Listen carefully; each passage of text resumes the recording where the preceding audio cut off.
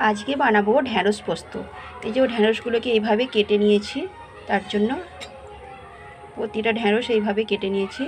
এখানে নিয়েছি 1 বাটি পোস্ত, আর এই পোস্তটা 1 কোয়া রসুন, আদা আর কাঁচা লঙ্কা দিয়ে বেটে নিয়েছি। ফোড়নের জন্য নিয়েছি কালো জিরে।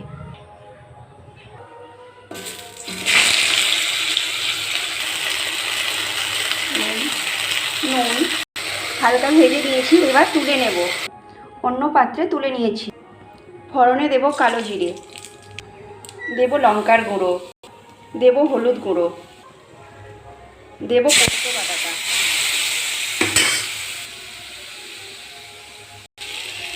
দেব নুন, দেব চিনি। দেখো তেল ছেড়ে দিয়েছে। এবার ভেজে রাখা ঢ্যাঁড়সগুলো এর মধ্যে মিক্স করে নেব। এবার একটু জল দিয়ে ঢাকা দিয়ে দেব।